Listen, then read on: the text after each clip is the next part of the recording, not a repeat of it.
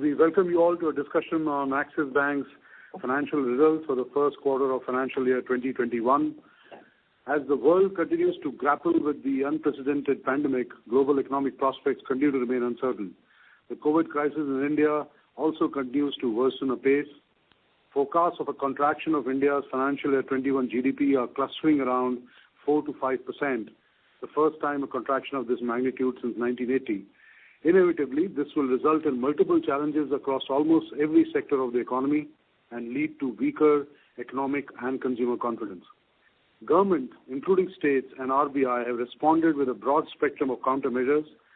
Economic activity has gradually improved, helped in the near term by the calibrated unlocking of restrictions on social interactions and commercial enterprises. The agricultural and rural picture appears relatively brighter though, with good sowing and a normal monsoon, more limited COVID disruptions, as well as rural-focused government stimulus. This would promote, hopefully, a gradual pickup in the economy. The recovery ahead is likely to be slow and gradual, and it is uncertain how quickly dislocations in labor availability and supply chains can be smoothened out. The large state economies, contributing almost 42% to GDP, which are more impacted by the virus, will go through multiple localized start and stop phases. This will continue to impact the ability of businesses across sectors to come back to pre-COVID levels. We continue to remain cautious and thus have been creating additional provisions and shoring up our provision coverage, maintaining adequate surplus liquidity, conserving capital, and prudently managing credit and operations risk.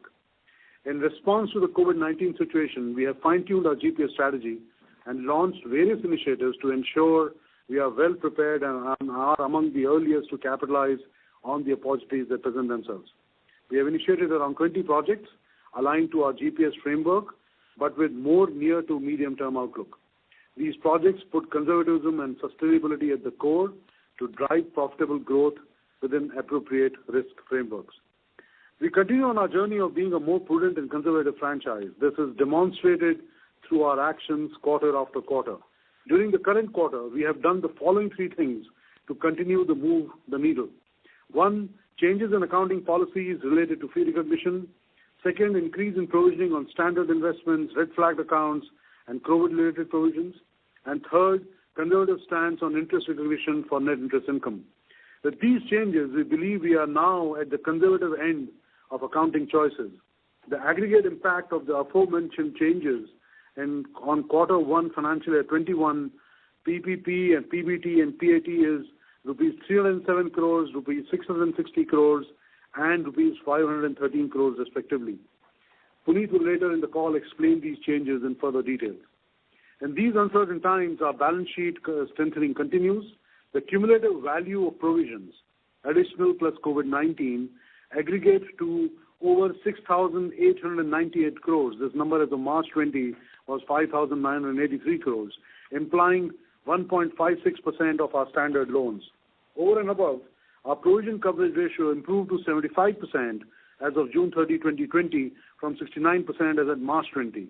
On an aggregated basis, if we include specific plus standard provisions, plus additional provisions, plus our COVID provisions, our provision coverage ratio stands at 104% of GNPA as at June 30th, 2020.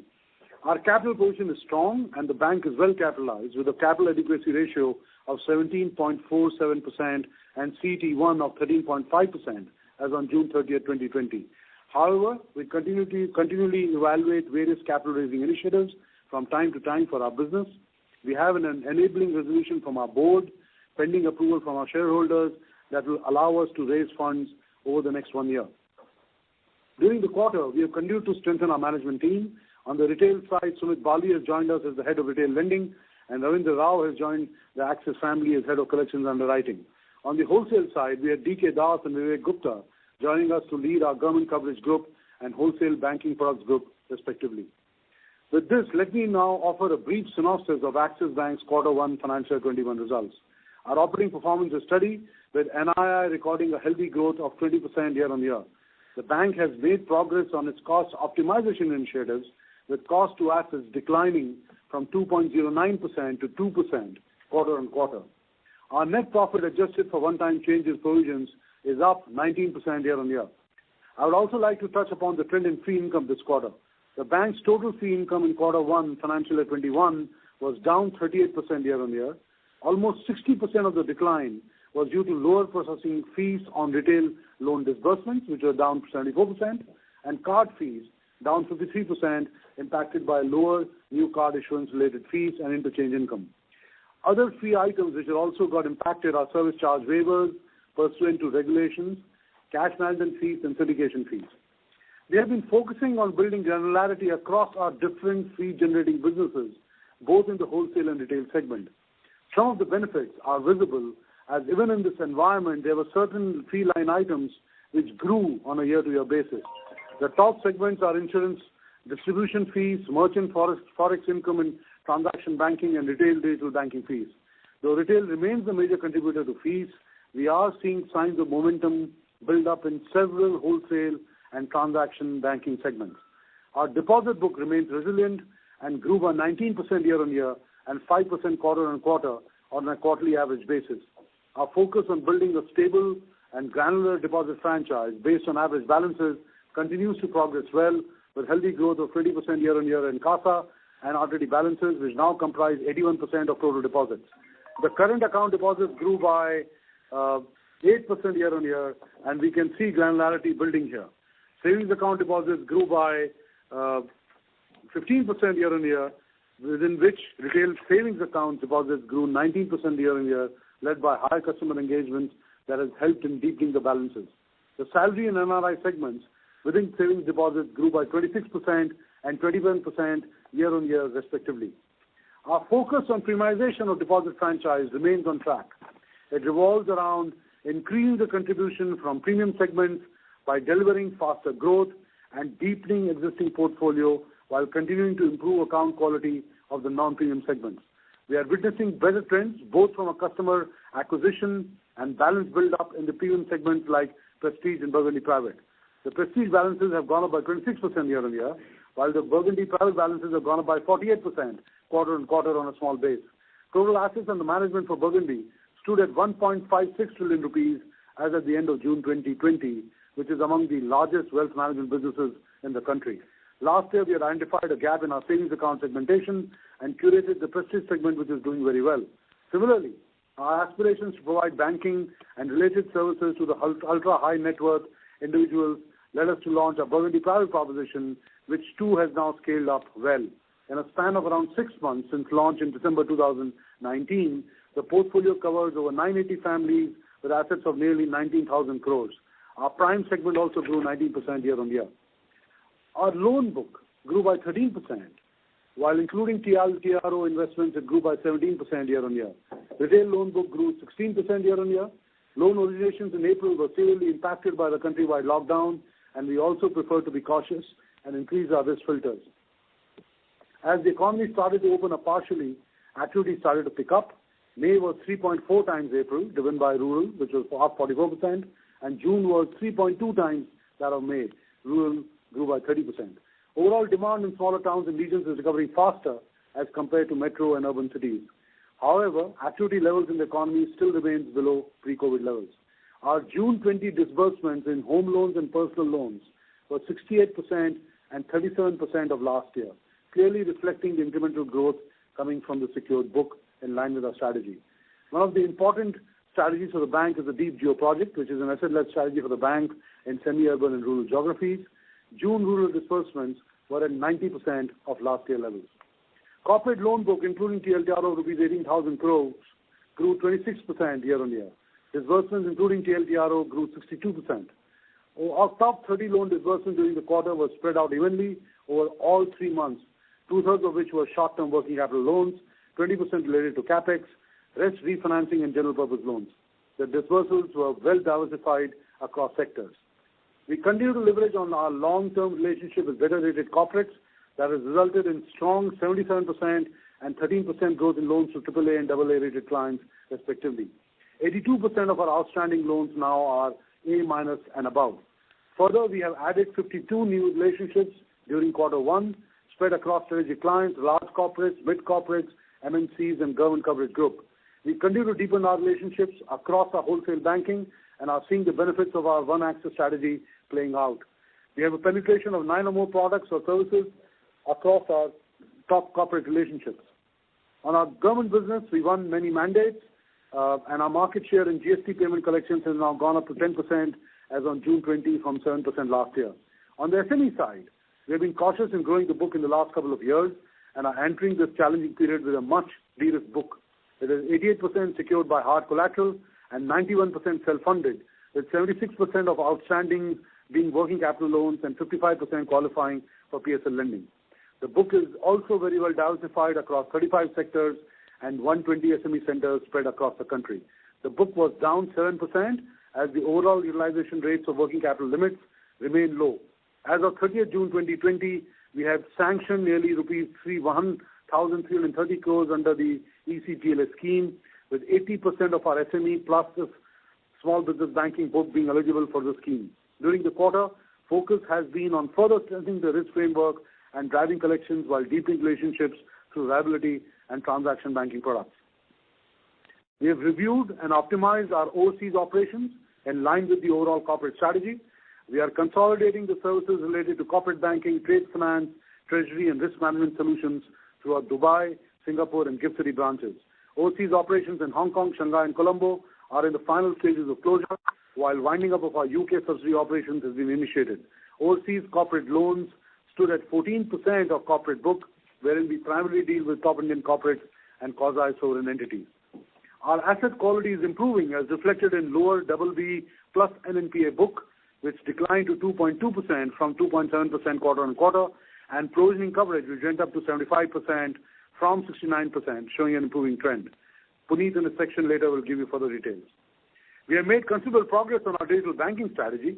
We are focused on select themes in our digital journey to scale digital direct-to-customer products, enable our staff digitally, and to build and scale digital channels. We have now added 100 employees in our digital team, comprising product managers, developers, designers, digital marketing specialists, etc. And 80% of our digital team now comes from non-banking backgrounds such as consumer internet, fintech, etc. We have also made significant progress in simplifying our core tech architecture, becoming cloud native, and moving to an agile mode of development. Digital products now contribute a significant portion of the bank sales, with 78% of savings accounts, 75% of FDs, 65% of personal loans, 51% of credit cards, and 48% of new mutual funds in quarter one sourced digitally. During the quarter, more than 2.12 lakh digital savings accounts were opened.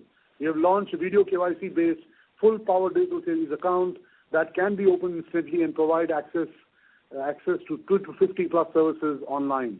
Onboarding for the full suite of banking products leveraging video KYC will be launched in a phased manner over the year. This quarter, we also introduced a number of digital products offering new investment, loan, and insurance options for customers. We have also ramped up our digital collection infrastructure and capabilities. We continue to maintain our strong position in the digital payment space. We are now the second largest remitter in PSP Bank in the UPI ecosystem and the second largest remitter bank in the IMPS ecosystem. In credit cards, the monthly spends have now reverted to 75% of pre-COVID average spends. We have also made significant progress towards enabling our employees digitally. We launched a Bring Your Own Device program that is now being rolled out to 36,000 frontline sales staff. We have also enabled access to critical systems such as CRM to our frontline on mobile devices, enabling the vast majority of our team to be active during the COVID times as well. Our digital channels helped us serve our customers during the COVID period. After an initial dip, activity and transaction volumes in digital channels are now back to pre-COVID levels. In fact, in certain areas, such as fixed deposits and MFs, we saw growth of 20% plus on the digital channels through the COVID period. We have made good progress on our aspiration to scale up and create value in our subsidiaries. The significant senior talent infusions across our subsidiaries and our One Axis focus has started yielding results. The domestic subsidiaries reported a total net profit of rupees 459 crores for financial year 20 and rupees 124 crores in COVID-impacted quarter one financial year 21, up 58% year on year. I want to touch upon the key highlights in our major subsidiaries. Let me start with Axis AMC. It is the fastest growing AMC in the industry, with its AUM growing 31% year on year. Within equity funds, Axis AMC has built up an industry-leading franchise and has grown its equity AUM by 43% in the last 12 months.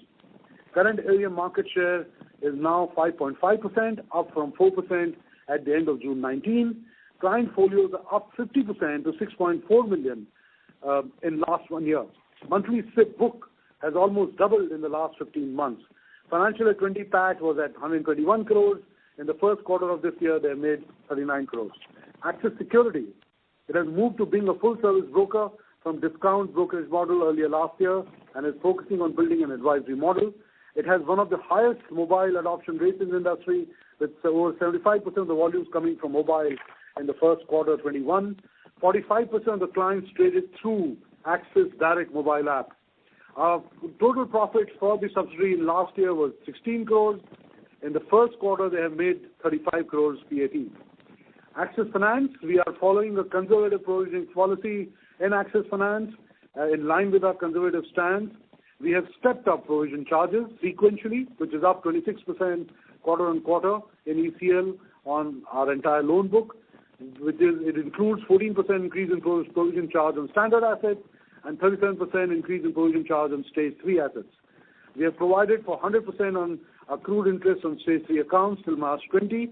Further, no interest is being accrued on these accounts post March 20. For this fiscal, we have provided 100% accrued interest in standstill accounts over and above the 10% provision charge on principal amount. We are cautiously optimistic on growth, and we remain cautious, but we are utilizing this opportunity to ramp up the mass retail business. We've had a net hiring of 488 people in financial 20 on the retail business. Today, retail accounts for 12% of incremental business month on month. The retail book has grown to rupees 300 crores in the last couple of quarters. Notwithstanding the retail ramp-up, the cost to income continues to be lowest in the industry at 21% for financial year 20.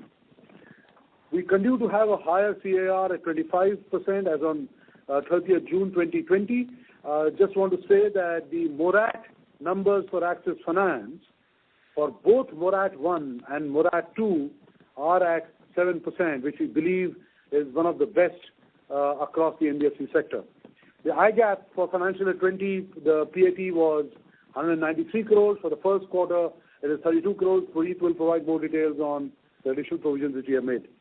Axis Capital has been a leader in equity and equity-linked deals over the last decade. In financial year 2020, we continue to maintain this position. Obviously, the performance of the subsidiary has been impacted because of lack of any insurances in the first quarter. The financial year 20 PAT was rupees 100 crores. In the first quarter, they made a PAT of 8 crores. On the Axis Bank and MFSL transaction, which we had announced earlier, we just want to state that since then, the parties have approached the regulators for approval of this transaction. The queries and discussions which we have received are in the nature of routine ongoing discussions for transactions of such nature. We believe we continue to be on track and both the parties remain committed to the transaction. Very quickly on Morat 2, the Morat 2 numbers showed a declining trend and stood at 9.7% by value as on 30th June 2020. There was a reduction across customer segments of retail, SME and corporate. It has been a good progress which we have made between Morat 1 and Morat 2 and shows the resilience of the portfolio, our focus on recovery of Morat 1 accounts and review and approval-based approach to Morat 2. This is evident in the single-minded focus and rigor which the bank approached Morat 1 in comparison to Morat 2. During the last 3-4 months, the bank has also significantly enhanced its collection capabilities, including work from home for collection staff, increased dialing capacity, and feet on street to increase collection focus. Please do note that the customers will continue to have an option to request for Morat 2, and while we continue to be judicious in granting moratorium based on COVID impact on customers, Amit will later in the call give you more details. Overall, the quarter has been decent with steady core operating profits and healthy deposit growth driving loan growth. We have continued to build on our conservative stand and subsidiaries are well on track to scale up. There are going to be few challenges for the sector related to surplus liquidity, muted loan growth due to economic contraction and general risk aversion and asset quality. In such an environment, large banks with healthy operational performance, strong balance sheet and capital position, superior operational capabilities and digital powers are better placed to withstand the challenges. We as a bank have quickly adopted to a new normal and have transformed the way we bring in greater efficiencies. We are confident of emerging from the crisis stronger and remain committed to achieving our medium-term aspirations. With that, let me hand it over to Amit to take you through the bank risk segment in detail. Thank you, Amitabh. Good evening, everyone. Let me now give you some risk insights into the portfolio. Strengthening the risk management framework over the last 18 months has actually helped us through these unprecedented times. Recalibration of the risk appetite, separated underwriting operations from business segments, prudent policies, raising the credit filters, extensive stress testing, and proactive risk interventions all began during the pre-COVID era. We mentioned this in the last call, but just to reiterate, the bank entered this phase on the back of improvement in the corporate book, continued cautious outlook on the SME business over the last 12 to 15 months, and strong performance in retail, evidenced by key risk indicators which are significantly better than industry and peer bank benchmarks. Our proactive efforts over the last quarter has only enhanced our ability to respond to the external environment much better and provides confidence to come out of this crisis stronger. Let me start with our strength in risk analytics. The bank over the years has invested heavily in risk analytics to build proprietary scorecards which continue to provide a significant edge in decision making. These scorecards based on internal and external data sources have performed significantly better than single model or standalone external ratings and scores. They continue to display significant from almost 2 to 3 times discriminatory power over external ratings and bureau scores across different segments observed historically. Specific to corporate, our internal rating models consider more relevant and recent information available across relationships, account conduct, and information specifically available to the bank than external agencies. Performance of these models have been tested historically and are statistically sharper than the external ones. Given the prolonged lockdown, we have introduced new analytical models in retail to calibrate both our sourcing and collection strategies on the retail side. COVID risk model incorporates current variables like conduct through moratorium, bureau information besides the existing risk models and is very effective in segmenting the COVID vulnerable population. The collection segmentation models incorporating payment rates, contactability in high risk and moratorium opted customers allows us to take targeted action to increase payment rate and resolution. Let us now look at each of the business segments starting with the wholesale portfolio. The wholesale banking portfolio continues to see significant change over the last 18 months with tightening customer selection and underwriting standards. Over 82% of the book is now in the rating category of A- and better.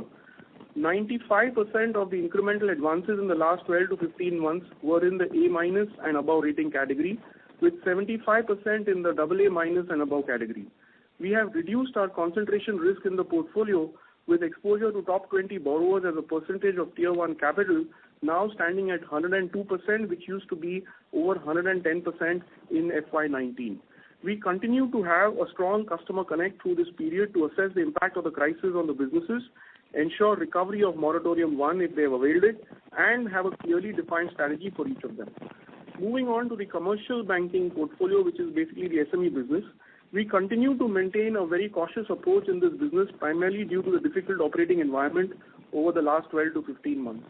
Reflected in our portfolio having reduced by 10% over the last 1 year, in line with our cautious outlook.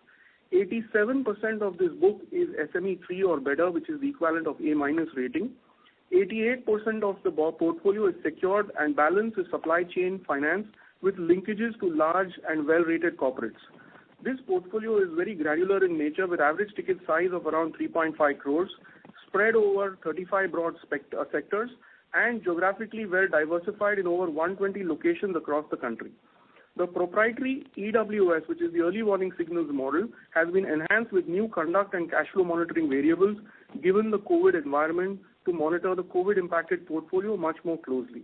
This model using advanced analytics has been successful in predicting early stress in around 80% of the NPAs in the last 6 months. This helps the bank monitor borrowers showing stress well in advance for effective actioning, especially during these times. On the emergency credit line guarantee scheme for SMEs, the bank has been actively reaching out to all the eligible customers to provide customers funding through the ECLGS scheme. We have an eligible base of over 1 lakh customers with eligible loan value of 12,000 crores. And as of 30th of June, we have sanctioned close to 1,330 crores. The momentum has picked up since, and we have crossed sanctions of over 3,000 crores and disbursed over 1,100 crores under this scheme as of last week, with more in the pipeline. Let me now turn our focus to retail. Before we move to the portfolio insight, let me take you through our approach on retail through this period, and especially with respect to new acquisitions. The bank has been tightening credit underwriting standards over the last 12 months, given the market conditions pre-COVID. Commencing Jan, we have further strengthened the gating criteria, recalibrated our scorecards, and ensured enhanced front-end screening. We have pared our pre-qualified bases down to 20% of pre-Jan levels across product segments. Consequently, the new acquisitions were down by 80% in April-May from March levels across retail products. Post partial lifting of lockdown in some parts in June, there has been a marginal increase in acquisitions, primarily in the secured businesses of mortgages and rural lending. We continue to remain cautious in the unsecured products, and sourcing is restricted to existing bank customers with stringent credit filters. Coming to the overall retail portfolio, almost 80% of the retail portfolio is secured, consisting of mortgages, wheels, and the rural lending portfolio. Our retail unsecured portfolio is around 20% of the retail book. 84% of this book is from the salaried segment, which has a very low default rate, and over 80% is existing customers having banking relationships, providing comfort over cash flow and relationship visibility. Over 67% of the salaried are from premium corporates, government and MNCs, and a majority of them are corporate salary relationships with the bank, where we have, and more importantly, where we have not seen any significant job losses or salary cuts so far. We are, however, closely monitoring this portfolio in the coming months. Asset quality performance for 90 DPD is 10 to 20% better than industry for unsecured portfolio, and by 50 to 80% for secured portfolio, and better than peer banks across most retail products based on bureau information. Let me now provide you with a quick update on the moratorium offer. The bank has adopted an approach of recovery of moratorium 1 rather than the extension of the moratorium. Only customers impacted by the COVID crisis and through a review approval-based approach have been extended the benefit of moratorium 2. As Amitabh mentioned earlier, the total portfolio under moratorium as of 30th June is 9.7% by value. We extended the moratorium 2 benefit only for the retail MFI customers, given the profile of the customers, and this portfolio is less than 0.5% of the bank's total portfolio. The moratorium value of 9.7% mentioned above includes this retail MFI portion also.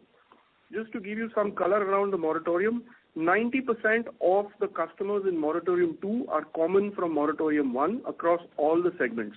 The overall value reduction of portfolio under moratorium is largely due to the active customer connect of the relationship managers on the wholesale and commercial banking side and focus on collections and recovery in retail. The borrower profiles of customers in moratorium are across all rating categories, industry, income bands, scores and geography. Most customers opting for the moratorium are still trying to do that to protect cash flows and conserve liquidity in view of the continued lockdown in most parts. Around 78% of the portfolio under moratorium is secured. Collections from moratorium 1 customers have been over 80% in corporate and commercial banking segments and around 70% in retail in the month of June. In retail, collections from non-moratorium customers has been over 95%. I mentioned retail MFI customers being offered an extension of the moratorium earlier. 67% of this customer base actually paid in June despite us offering moratorium to this segment. In addition, customers with portfolio value of around 4,600 crores paid in the month of June despite opting for moratorium 2, and both of these are not part of the 9.7%.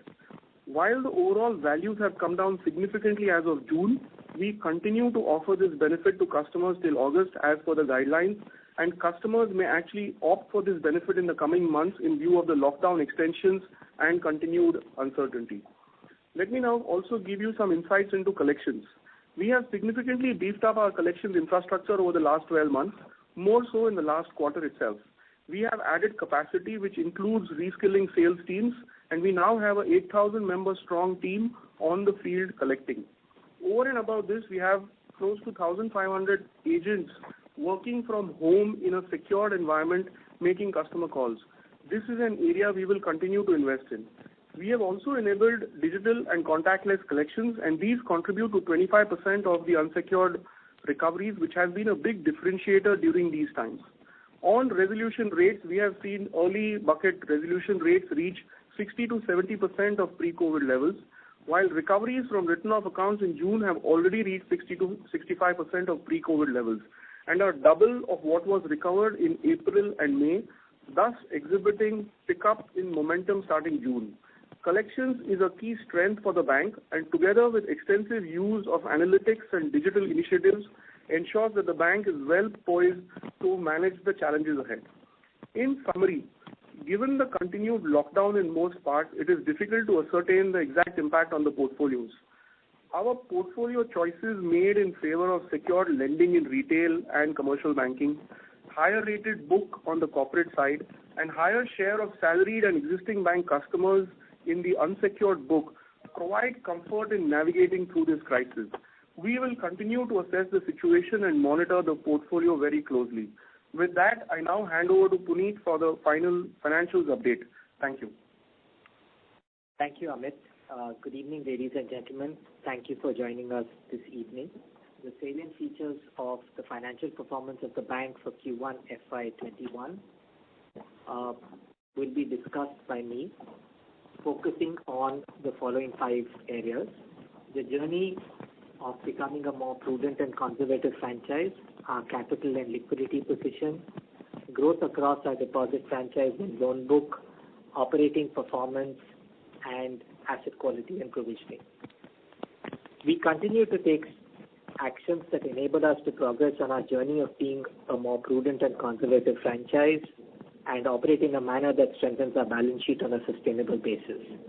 In that direction, we have taken actions in the current quarter across accounting policy changes, reserving on the NII line, additional provisions around COVID.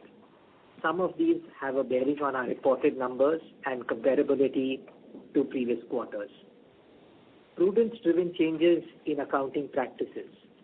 Our accounting practices were and remain fully compliant with the applicable accounting standards and the regulatory framework. In the current quarter, we reviewed our accounting practices and revised them to achieve more prudent outcomes. The broad areas where changes were implemented in the current quarter were fee and expense recognition and provision on standard investments and red flagged accounts. The bank had a practice of recognizing non-refundable fees upfront on letters of credit and annual fees on debit cards. During the quarter, the bank changed this practice from upfront recognition to amortization over service period. As a result, other income for the quarter ended June 30th, 2020 is lower by 65 crores with a consequent reduction in profit before tax. The bank continues to classify exposures as red flagged accounts in accordance with its prevailing internal framework. During the quarter, the bank has introduced incremental provisioning on such exposures based on a time scale and occurrence of predefined events. As a result, provisions and contingencies for the quarter ended 30th June are higher by 144 crores with a consequent reduction in profit before tax.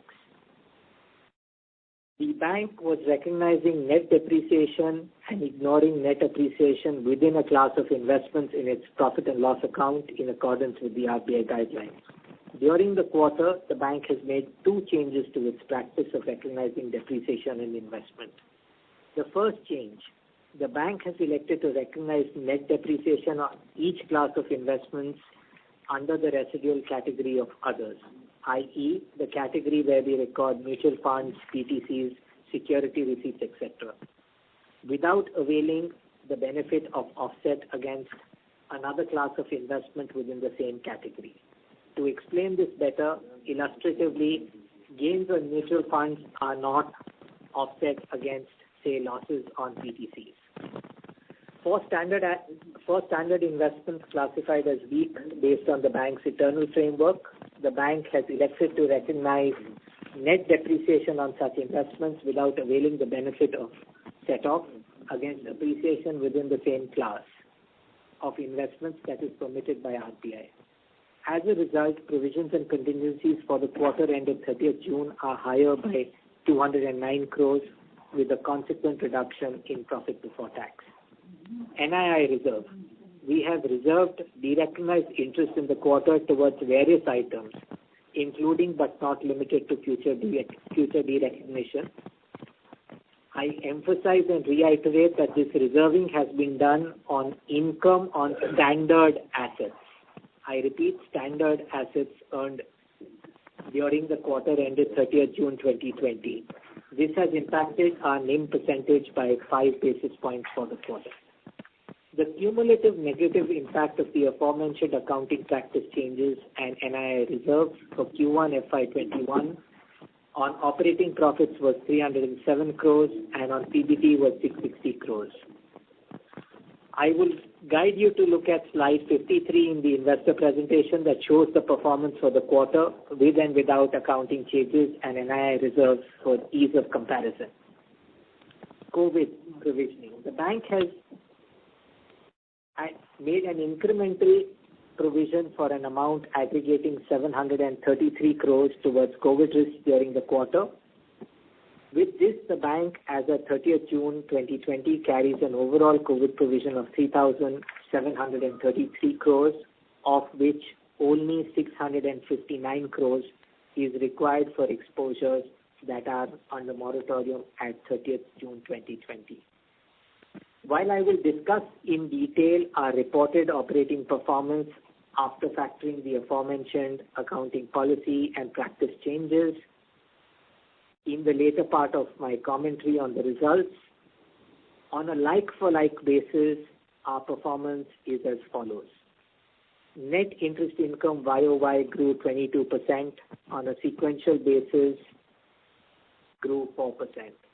NIMs for Q1 FY21 stood at 3.45%, growing 5 bps on a YOY basis. Non-interest income stood at 2,652 crores, representing a YOY decline of 31.5%. Of the non-interest income, fee income stood at 1,716 crores, representing a decline of 35.6%. The decline in fees can be attributed to fee waivers pursuant to regulations, lower disbursements, and velocity of throughput transactions with our franchise. There were some green shoots on fees, which Amitabh discussed as part of his earlier commentary.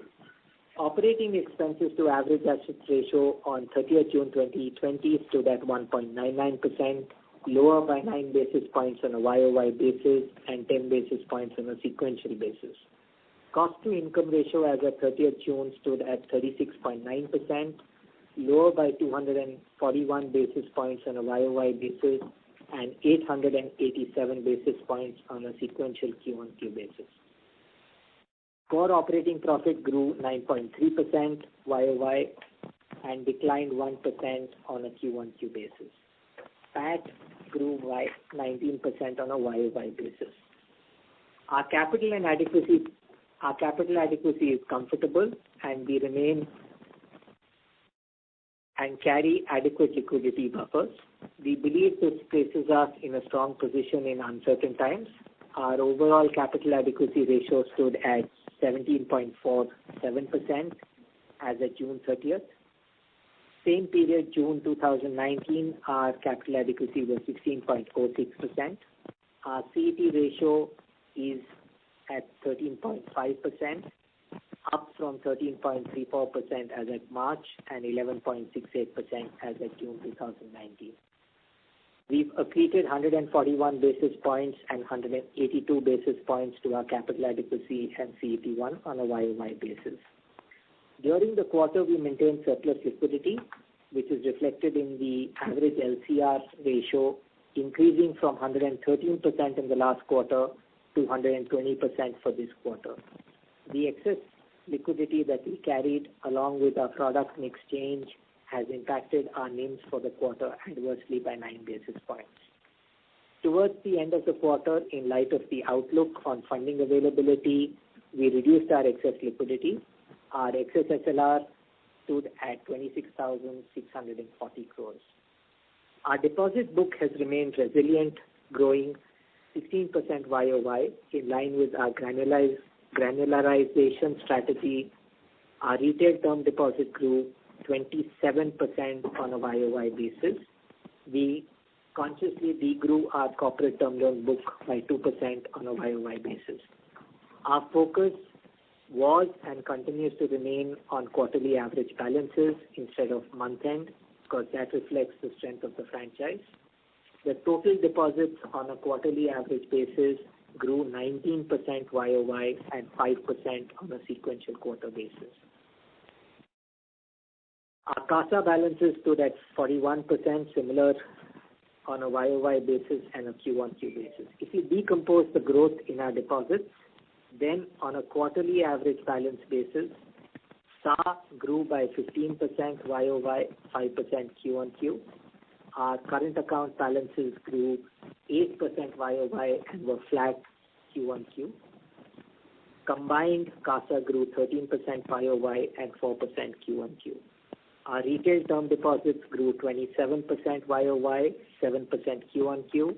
Our corporate term deposits or non-retail term deposits grew 14% YOY and 3% on a quarter-on-quarter basis. On the savings side, our strategy of premiumization and deepening are playing out well, which is reflected through the numbers I spoke about earlier. Our overall loan book, including TLTRO, grew 17% YOY and 1% on a Q1Q basis. Granular secured retail loans, high-quality, large borrower relationships are the key driver to our loan growth. Our SME loan book grew 7% on a YOY basis and declined to sub 10% of our overall loan book. Retail advances constitute 53% of the overall advances of the bank. We continue to calibrate and recalibrate our risk parameters, scorecards, and strengthen our risk management and collections framework around this book. The retail loan book grew 16% YOY, declined 2% on a sequential Q1Q basis. The retail book continues to be well diversified across product and geography. 81% of the book is secured as at Q1 FY21 versus 80% of the book at Q4 FY20. Our unsecured book is 19%. Our entire PL book comprises salaried customers. 65% of the credit cards comprise salary customers. The LTVs on our mortgage business are low and stand at 61% for our home loan business and LAP at 37%, providing us sufficient cushion on our collateral. The bank's strategy on retail assets continue to be centered around existing customers. 76% of our retail asset originations by count in Q1 were from existing customers. 99% of the bank's credit card and 96% of the bank's personal loan originations for the quarter were from existing to bank customers. Our deep geo strategy is taking root, and 11% of sourcing of loans in the quarter were from deep geo locations. On the corporate side, our One Axis initiative is gaining traction.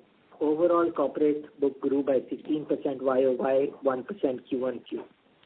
However, it's meaningful to note that 96% of our incremental sanctions in Q1 FY21 were A- and above.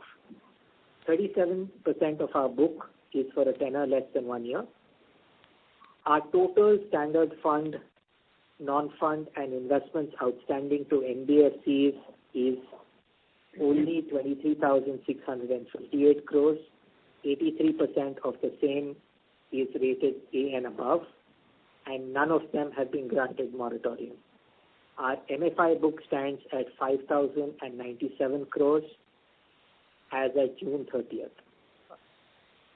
Our small and medium enterprises business, which is our commercial banking business, is 88% secured, well diversified, and with approximately 76% of the book being of short tenor.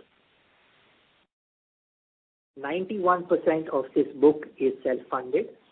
The book shrinking is attributable to our cautious stance on supply chain, and it is not a stance that we've taken on this quarter. It's been a problem that we identified in the economy early and have consciously been reducing it over the last 5 quarters.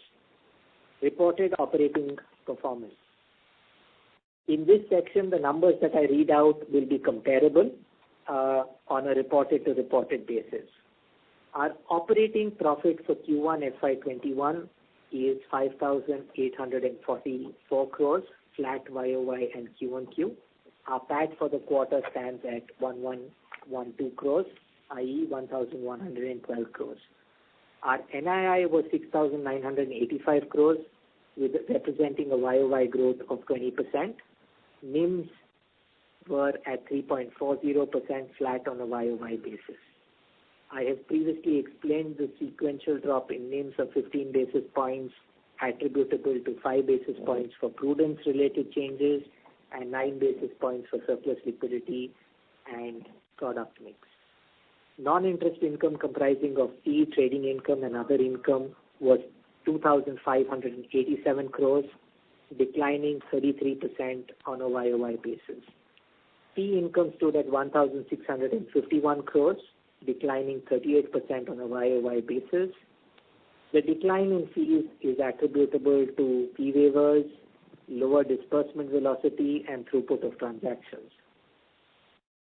Trading income stood at 622 crores, representing a YOY decline of 25%. This is driven by our cautious stance on reducing our corporate bond portfolio, and we have not switched investments from HTM to AFS despite it having attractive outcomes in the quarter.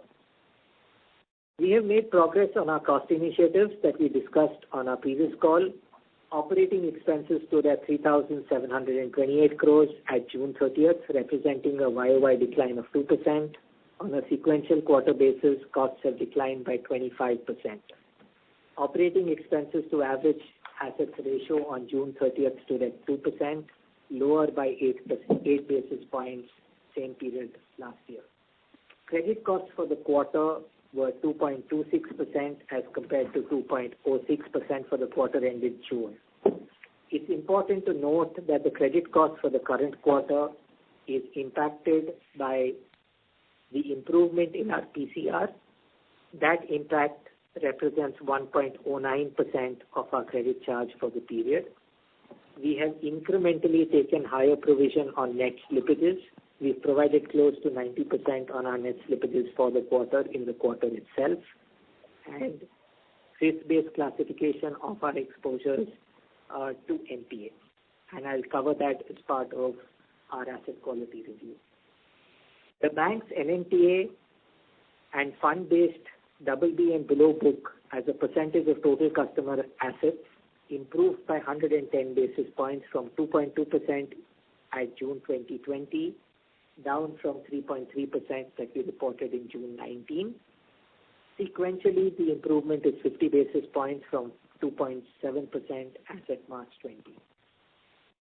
The bank's provision cover without technical write-offs improved significantly to 75% at June 2020 compared to 62% at June 19 and 69% at March 20. In fact, if we look at it on a segmental basis, we've shown considerable improvement across each of our segments. Our wholesale coverage improved from 66% to 80% on a YOY basis. Our CBG coverage improved from 49% to 54%, and our retail coverage improved from 53% to 63%.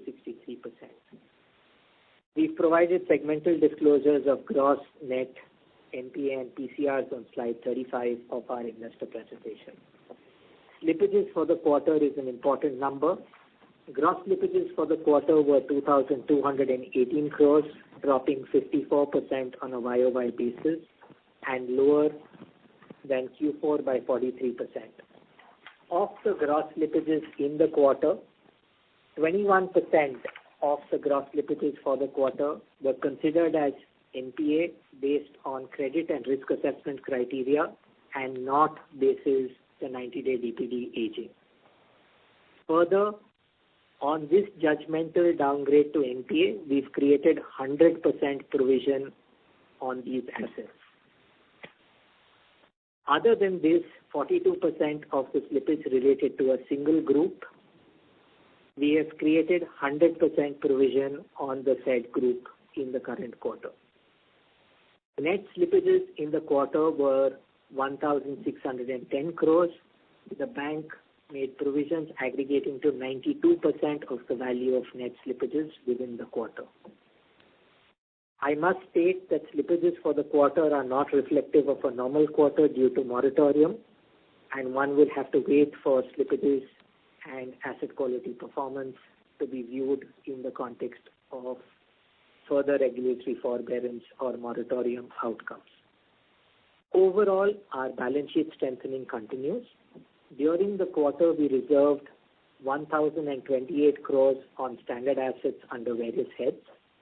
The cumulative value of provisions, additional plus COVID-19 plus other reserves, aggregate to 6,898 crores as at June.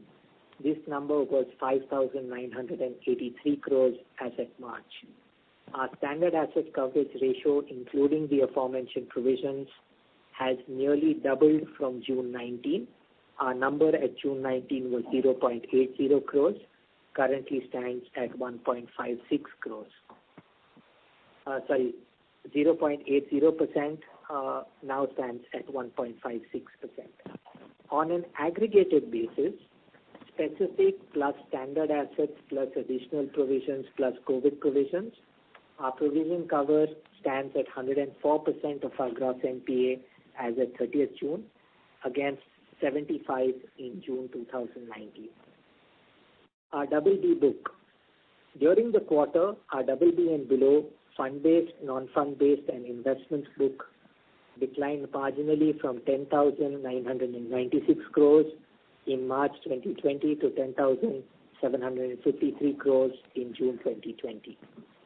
During the quarter, we in aggregate collected and upgraded 516 crores from the BB and below pool. During the quarter, we downgraded on a gross basis 1,313 crores, comprising of fund-based facilities of 796 crores, investments of 314 crores, and non-fund-based facilities of 203 crores. There is no significant or large exposure or group that was downgraded in the quarter. Slippages from BB and below book for the quarter were 1,041 crores, mainly on account of the one group that I spoke about, on which we now carry 100% provision. The top four sectors in our BB and below book are cement and cement products, infrastructure construction, power generation and distribution, and hotels. In summary, the salient features of our quarter performance were our operating performance is healthy, reflected through our NII and core operating profit growth. Our capital position remains strong. We carry adequate liquidity buffers reflected in our LCR and our 13.5% CET1 capital ratio. Our deposit book remains resilient. Our mix is improving with a significant percentage of new originations coming from better rated corporates. Shorter tenor loans are increasing in the overall book composition. Our asset quality has improved as reflected in the decline in the BB plus and the net NPA book. Our prudence is demonstrated through choices that we continue to make in de-risking and strengthening our balance sheet. Even insofar as our subsidiaries is concerned, Axis Finance carries meaningful excess provisions on its balance sheet and has a capital adequacy ratio of 25% with one of the lowest moratoriums in the NBFC space. We reiterate our stance of stopping guidance till clarity on COVID-19 emerges. With that, I come to an end of my comments. We thank you for your patience and would be glad to take questions. Thank you very much. We will now begin the question and answer session. Anyone who wishes to ask a question may press star and 1 on the touchtone telephone. If you wish to remove yourself from the question queue, you may press star and 2. Participants are requested to use handsets while asking a question. Ladies and gentlemen, we will wait for a moment while the question queue assembles.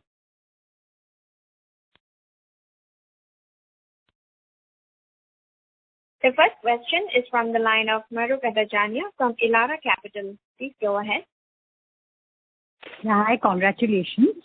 I have a couple of questions. So this NII reserving is done mainly on accounts that you think would slip,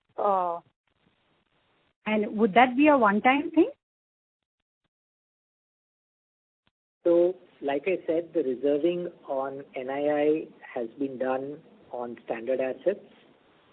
We had taken a prudent outlook in stepping back and creating provisions. This is on the same philosophy.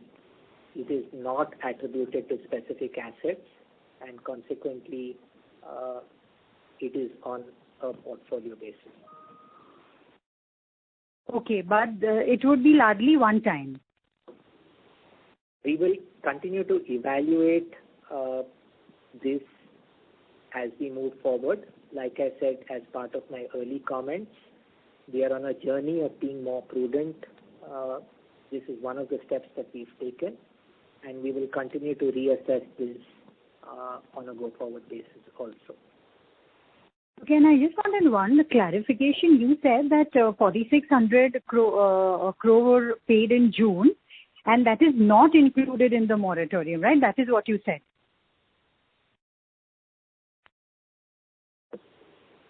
Sorry, I did not get that question. 46 billion by value of loans paid in June.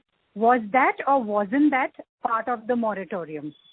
So let me just clarify. The total value of portfolio which is under moratorium is 9.7%. The point that I mentioned, customers who had opted for moratorium 2 and still paid their June installments is not part of this 9.7. So if we add this to say that from a June point of view, that number will come down even further, but we have not added for the simple reason that the customer has continued to be in moratorium 2, but he has paid or they have paid their June installments. Okay, got it. And just one more clarification that today Indiabulls filed their shareholding pattern, Indiabulls Housing, and your name appears as a new shareholder with 1.1% stake. So any comment? Yes, give me 1 minute.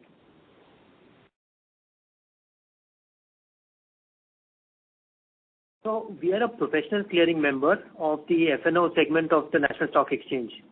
So in our capacity as PCM, we accept securities from trading members as margin.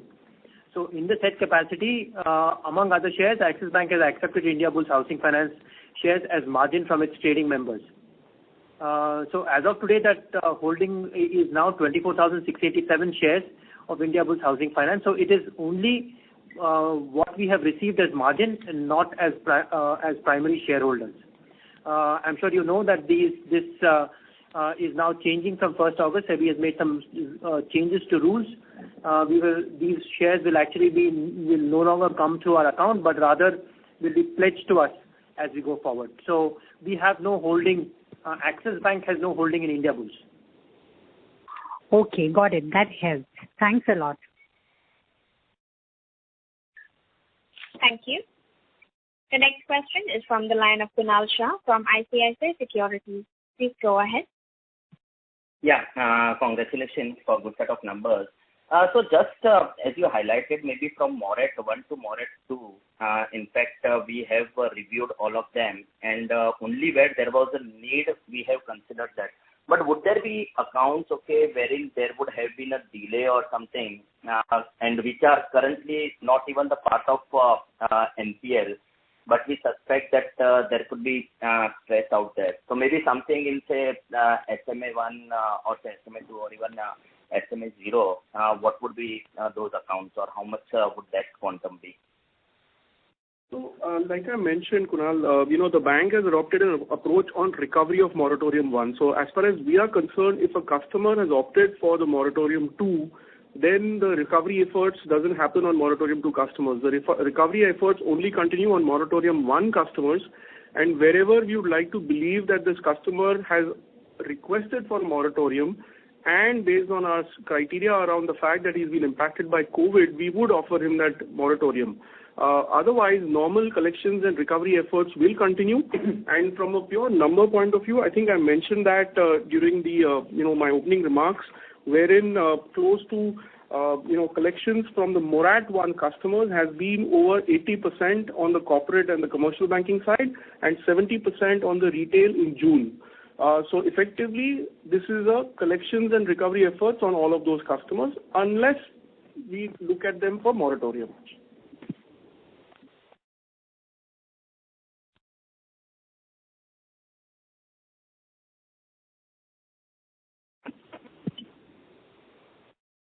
Thank you. The next question is from the line of Shagun Verma from Goldman Sachs. Please go ahead.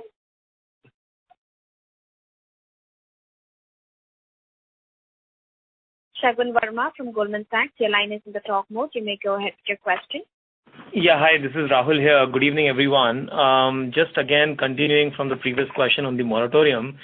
So on the 1st of June, when the first moratorium got over, we essentially didn't offer the window, as such to anyone, to apply for moratorium, unless, of course, we were satisfied, from moratorium 1. So is it fair to understand that, 30% of the retail customers, where the recoveries couldn't happen, and 20% of the corporate customers where the recoveries couldn't happen are sitting under moratorium, and no fresh or very little fresh moratorium has been considered in the second phase?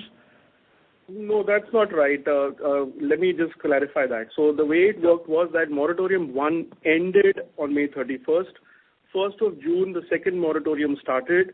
Effectively, what happens is simple, that any customer in moratorium 2 who opts and applies for it based on the criteria that we have looked at in terms of impact on COVID is offered that moratorium, especially on the retail side. Secondly, on the moratorium 1 customers, collections efforts continued. And as far as we are concerned, there is no question of somebody getting a moratorium unless, the recovery continues on those moratorium 1 customers. So whether it is the 30% or the 20%, as far as we are concerned, there's collection efforts which is continuing. So let's say if 100 customers have applied for moratorium on the 1st of June, how many eventually ended up getting?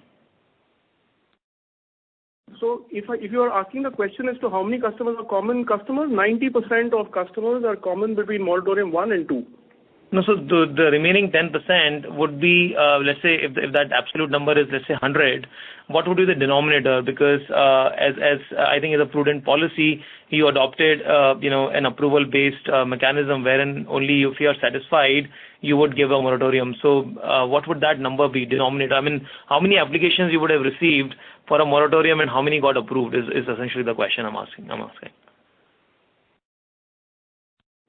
So clearly, the way we looked at it is that, every customer who applied for a moratorium need not have got a moratorium. We looked at criteria for each of those customers. Wherever we felt there was a requirement for impact on COVID, we offered that moratorium. Like I mentioned, one thing you have to keep in mind, the rules for moratorium 1 were a little different. When we entered moratorium 1, we were bang in the middle of a lockdown.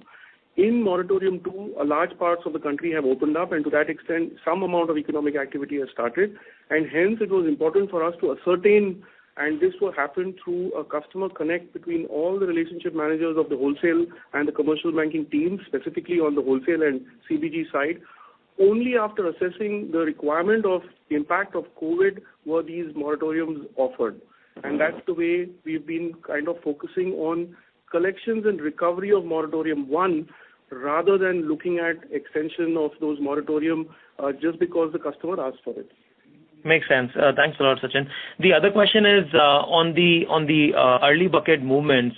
So can you just help us understand how the trend has been since the 1st of June compared to the pre-COVID levels, particularly in the unsecured and the loans against property bucket? So I think I mentioned that very briefly on the call. April and May were very, very muted in terms of what was happening on the collection side. We had beefed up collections quite considerably. One of the things which we did invest in during April and May was to build on analytical models around payment behavior, moratorium performance, bounce information, etc., to look at if and when the lockdown ends, field collections gets activated. And that's really helped us in the month of June. So if I were to really give you numbers, early bucket resolutions have currently hit somewhere in the region of 60 to 70%, depending on the products on the retail side, which is pre-COVID levels. Similarly, from a recovery point of view, we've already hit 60 to 65% on a pre-COVID level. If I were to just do a comparison between June and this number, both of these numbers are almost double those of April and May. So clearly, we see that momentum increasing, substantially in June. And would the bounce rates would the bounce rate have also come down? Let's say if the bounce rate earlier was 5%, 6%, would it be down in the month of June? So it would be fair to say that, between April and May and June, there has been, considerable improvement.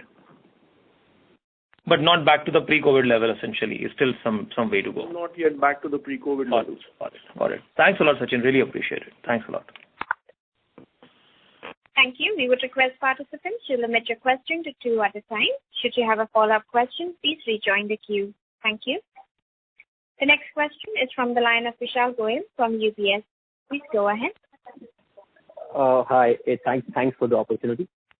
Just quick question on this Morat book of 9.7. Is it possible to get some more color in two ways? One, segments, like basically either if you can use salaried versus, SME and corporate. And also within that, how well you are protected in terms of, are you seeing salary credits happening or you're seeing cash flows, for the borrower? Any color, if you can help us. Thanks. So Vishal, one is we're not giving segmental breakup of that, but it would be, reasonable to estimate that a large part of this is the retail portfolio. Just to kind of look at from a retail perspective itself, almost 78% of this portfolio is secured. Again, a large part of this portfolio, over 70%, is existing bank customers when they started off. Our historical default rates on these portfolios has been low. Just to kind of again give you numbers, more than 70% of the customers are bureau prime scores, and obviously our scorecards are a lot more stringent.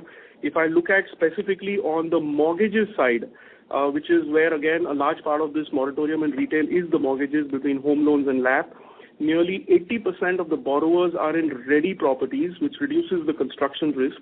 More than 70% or 77% of our customers have LTVs less than 75%, and 90% of the mortgage customers have bureau vintage more than 3 years. Just gives you a flavor of, the reason behind why we would like to believe that the comfort around security cover, salaried cash flows and credit tested profiles is helping us in this book. With specific regard to your question on unsecured, again, we see some amount of benefit that we get from the fact that a large part of our portfolio is salaried and existing bank customers, historically low default rates. 95% of the credit card customers were zero DPD. 98% of the customers have bureau vintage more than 12 months. Personal loans, all of them are salaried, and we haven't yet seen significant changes in the salary reductions or job losses, etc. But I will only put a caveat there to say that we are still in the middle of lockdowns in large parts. We don't know how that will span out in the coming months, and we kind of continue to monitor this portfolio closely. What gives us comfort is the fact that our current book on salaried, around credit tested, around existing bank customers has been historically low default, and that's really what's playing out right now as well. And one clarification, you kept saying about that 4,600, paying in June. So 9.7 includes 4,600, right? Like that 80 basis points. It does not include. So let me just re-clarify that. Anybody who is on the system where the customer has opted for the moratorium is part of the 9.7. So this entire 4,600 is currently part and sitting as a part of the 9.7. That means it is included, right? Moratorium. The customer is sitting as part of 9.7. 4,600 is not being included in the value as a payment. No. Can I step in and clarify? Hi, Vishal, Puneet here. Let me clarify this for you. 9.7% is customers that have opted for moratorium by value. Out of this 9.7%, for the month of June, we have collected 4,600 crores. 4,600 crore worth of loans have paid, right? Or you collected already 4,600 in that? I'm sorry, I'm just... You know what I'm saying? Like 4,600 loan value has paid their EMI, or 4,600 has already been repaid in this book? 4,600 crores worth of loans have paid the EMI in the period. So let me write this out for you and for abundant clarity on this call as a numerator-denominator exercise. Total value of loans outstanding for which moratorium has been flagged in our system is the numerator. The loan book is my denominator in arriving at the 9.7%. Of a cumulative value of outstanding loans of 4,600 crores, we have had collections in the month of June. That is absolutely clear. That is perfect. I think that clarifies completely. So last question on my side. One question which we are getting, and I'm sure you're also getting from a lot of investors, is the senior management exit, especially the ones who've been recently hired, by Amitabh himself. So if you can give some color on that will be really helpful. So we mentioned 4 hires. One was Sumit Bali, who joined us as the head of retail lending. One was Ravindra Rao, who came and headed collections. We had lost these 2 positions in the last quarter. And over and above that, we have done 2 additional hires on the wholesale banking side. We had a new government coverage person.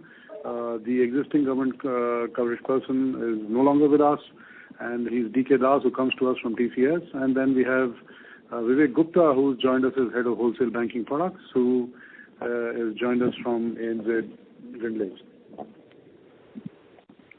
That's part of our normal exercise now. We'll keep hiring the right kind of talent across the industry wherever required.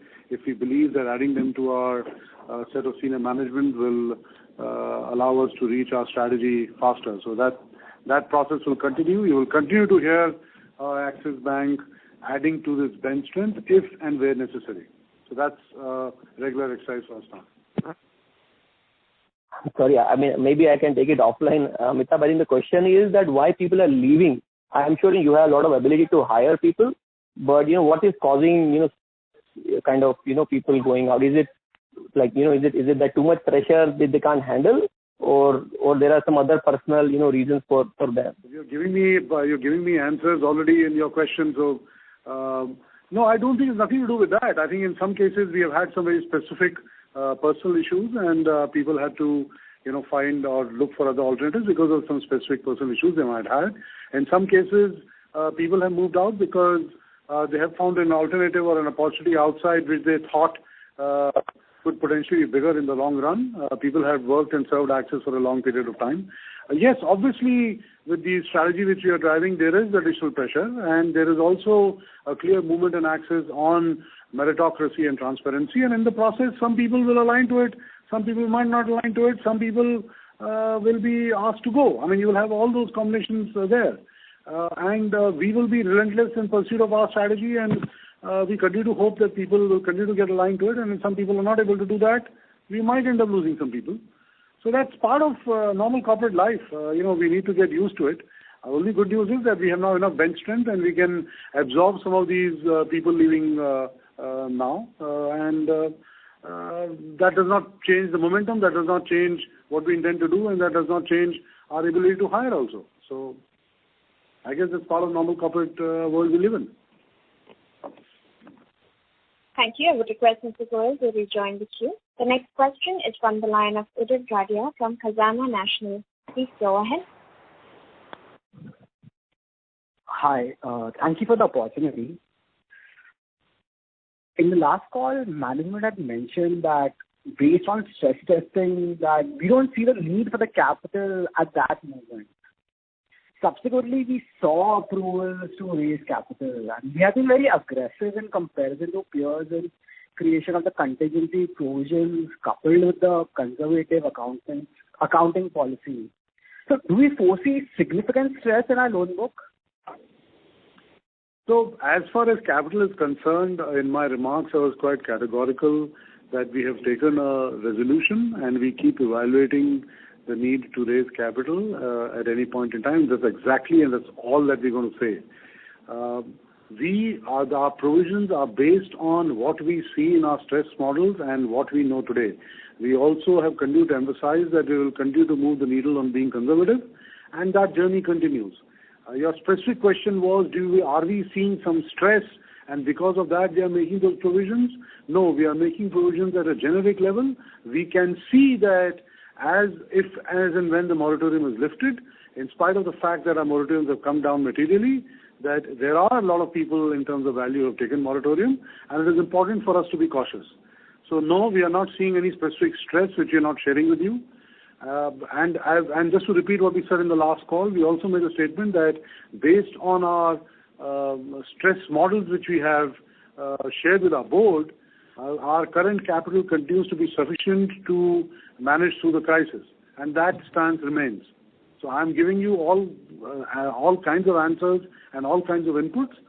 You need to obviously make your call in terms of what that means.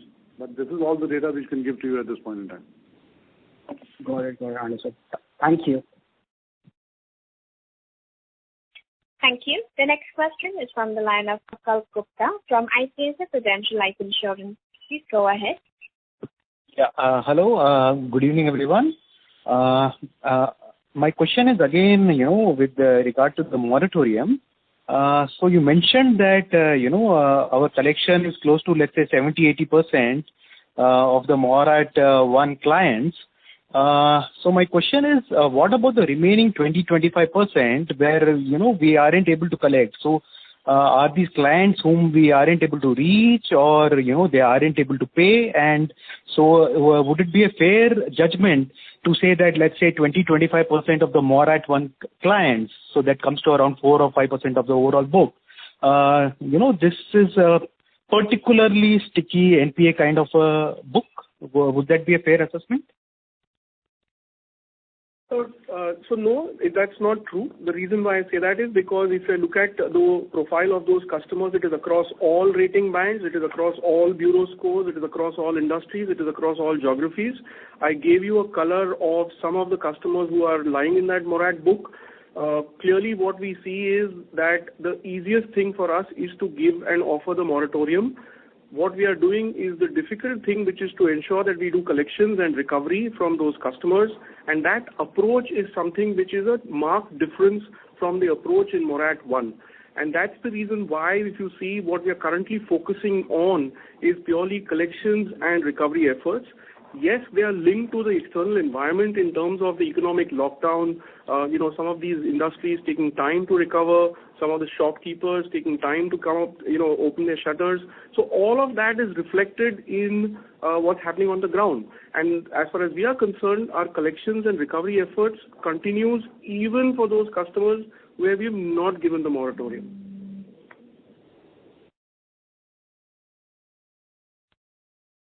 Sure, sir. So, the remaining balance 25%, which is not being collected right now, you are saying potentially there's a fair chance that this can get collected over the period of time, is what you're suggesting right now? Absolutely. Sure. That's fine, sir. Thank you so much. Yeah. Thank you. The next question is from the line of Mohit Surana from CLSA. Please go ahead. This is Adarsh from CLSA. More question on Morat, right? So we started off with 26, 27, and the number is down to 9 now. So the 18% of the book which would have been in Morat over from 1st June to 21st of July would have had either 1 or 2 installments that would have come their way, right? Which if they don't pay, they would be in SMA 1, I believe, correct? So I just wanted to understand if you can give some more color, right, around SMA 1 that gives us a comfort that the fall from 27 to 9 that we have seen, or 27 to 8, because 1% is actually coming from outside.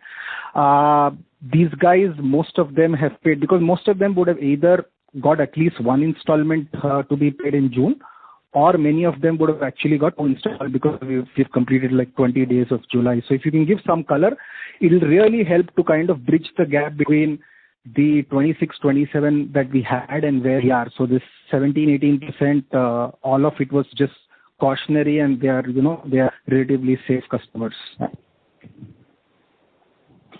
So let me just give you some of the, I think I mentioned that in terms of the fact that a large part of it is related to collections and recovery of these customers. A lot of them are still conserving capital, cash flows, and conserving liquidity. Even in our retail books, for example, we see large portions of customers where salaries coming, they're still, ensuring conserving capital and opting for moratorium.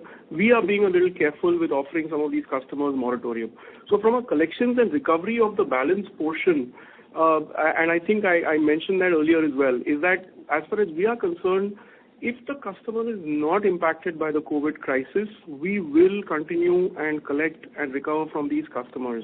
And as far as we are concerned, if these collections and recovery efforts, as far as we are concerned, over a period of time, based on how the lockdown lifts up and the collection efforts, activity commences in a lot more, sustained manner, we will collect from these customers. Puneet, you want to just add? I think. No, I want to like. Hi, this is Puneet here. Let me give you a specific answer to your question. Yeah. As of 30th June, Yeah. 2020, Yeah. our SMA2 reporting to CRILC Yeah. was less than or equal to 0.4% of our book. Does that address your concern? Sorry, can you repeat that? I didn't catch the number. As at 30th June 2020, Yeah. our reporting to CRILC, Yeah. CRILC, Yeah. for SMA2 book was less than or equal to 0.4% of our total loan book.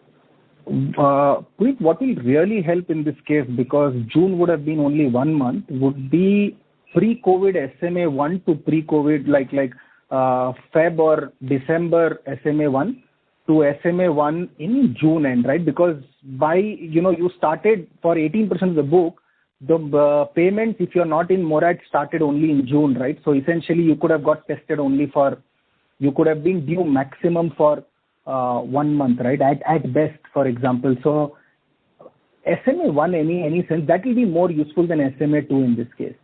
So let me clarify two things to you. I think in terms of the analysis, the SMA2 would be equivalent, because if you had aged going into the moratorium, you will come out of the moratorium with the same aging. Okay. Technically, SMA2 would be 60 plus. Yeah. And therefore, if I went into moratorium at 30 plus, yeah, I would have come out of moratorium at the end of the month at 60 plus. Mm-hmm. And that's the number I'm giving you, which is 0.4% of total loan book. That's a good proxy of where we stand. Mm-hmm. Insofar as your other ask for data point, currently we are not sharing the SMA1 numbers. I think sorry, this persisting here. The only reason to ask this is, while I understand that, and it's absolutely correct that the bank should be offering customers moratorium where, you can at least sense from activity level or cash flow level that they don't need one, moratorium. What I'm just trying to understand is, in your need to be a little choosy about who you want to give, some of this 18% could end up becoming, could end up slipping over the course of the next couple of quarters. So I just want, if you can give, you have talked about 70-80% collection, but I just wanted to understand that, in your opinion, would this 17-18% of book would be now, because they're not opted for morat, to be similar in asset quality, not a material difference versus the rest of the book, or do you still have to test that? So you're right. We don't see it as materially different from our existing book to a large extent. And like I said, I gave you some color around what the book has been and the morat performance of that book has been, etc. But let me be very honest with you. At the end of the day, some of it is linked to the fact that you would have some slippages which will happen. But that's part of normal collections recovery efforts. By giving the moratorium, we are only delaying the inevitable. You rather get into collections mode quicker, and which is the approach that we have adopted in moratorium 1 customers, and which is what you see. Will all of it slip? Clearly not. The profile, like I said, I think we mentioned that entering COVID crisis, the profile of these customers has been good. Even as of today, we see the profile of these customers has been good. I gave you enough data points around that. All we are saying is that today, because of lockdown, you could probably have some mismatches around field collections, some mismatches around customers not able to pay up immediately. By ensuring that our efforts around collections and recoveries continue through this cycle, yes, the whole objective is to ensure that while we collect from wherever it's possible, whatever slips through is something which we are envisaging in terms of our stress test scenarios which we've actually put through, and that's the incremental provisions that Puneet has been taking over a period of time. Thank you. I would request Mr. Surana to rejoin the queue, and I would request participants now to please limit your question to one at a time. The next question is from the line of Parag Jariwala from White Oak Capital. Please go ahead. So continuing about the question on Morat, when you say 70% collection for retail and 80% for corporate and SE, are you referring only for that month of June, or are you referring from April, May and June? Whatever was due is what we are referring to. No, so due for the month of June? That's right. So effectively what happens is, if a customer was in moratorium 1, effectively he did not have to pay any installments for March, April, May. His first installment after that period when he got out of moratorium started in June. That's the installment that we are referring to. Or similarly on the wholesale and the CBG side, if there was an installment due in the month of June, that's the installment, or if there was interest payments due, that's the payment that we are mentioning or we are referring to. Thank you. The next question is from the line of Jay Mundra from B&K Securities. Please go ahead. Yeah, hi sir. Thanks for the opportunity. More or less same question here, sir. So the residual, the 1 minus collection efficiency, so 20-25% of the portfolio which was under moratorium in 1, they are now no longer under moratorium and they would be classified as overdue or standstill. Is that understanding correct?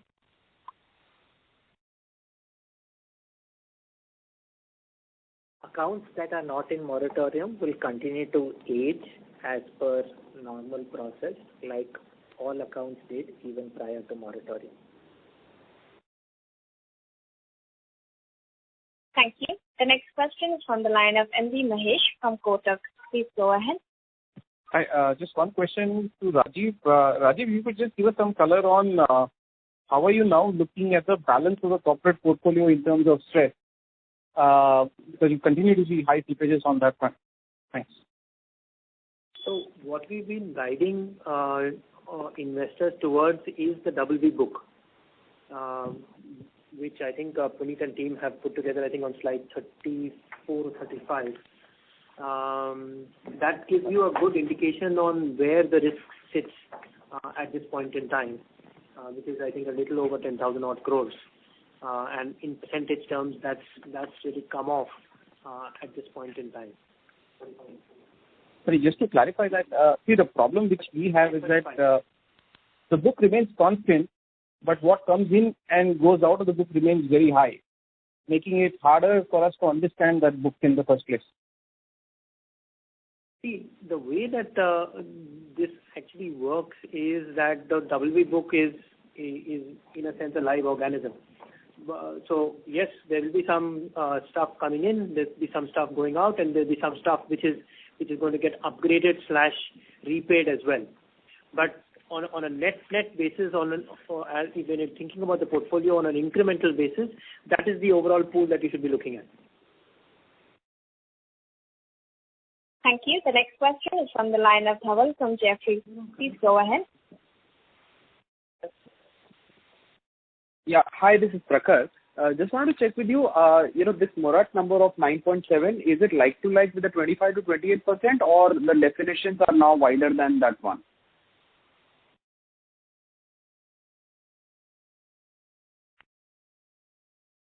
So the 9.7 number takes the all moratorium divided by total advances of the bank. We had clarified that the 25 to 28% was only opt-in moratorium. Thank you. The next question is from the line of Sri Karthik Villakani from Investec. Please go ahead. Hello, thank you. Could you re-clarify about your NII reserving accounting change once again? Thanks. So what we've gone ahead and done is, we've gone and reserved interest income recognized in the quarter on standard assets on a prudent basis for potential future reversal.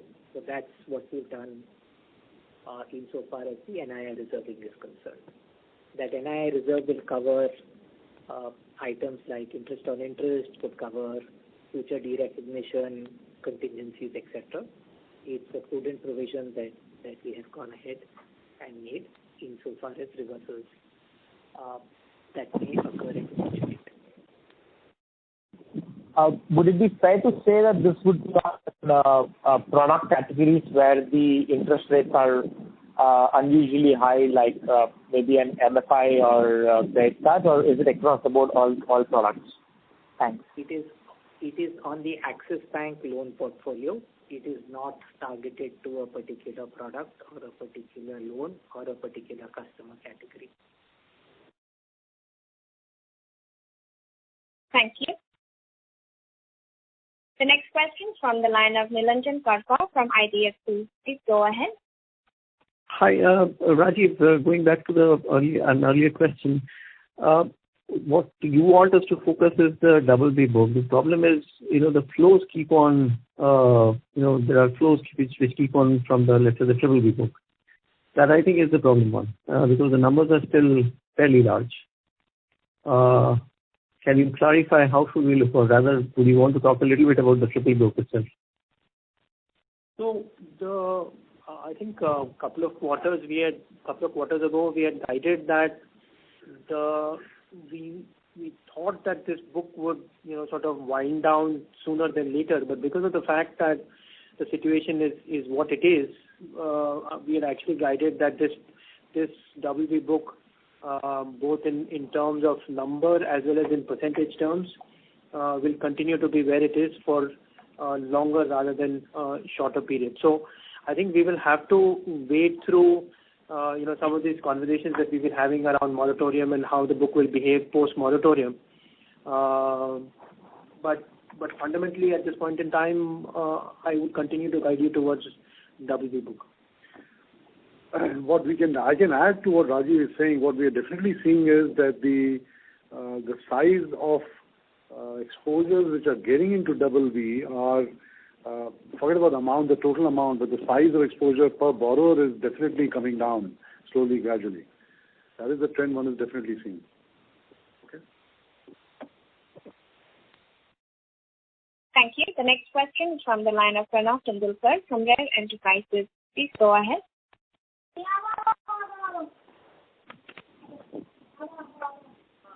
Pranav Tendulkar from Rare Enterprises, your line is in the talk mode. Please go ahead with your question.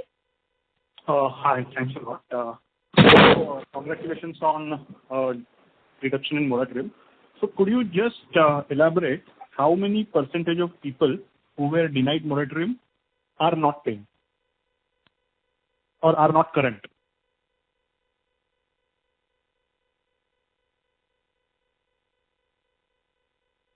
Hello? Hello?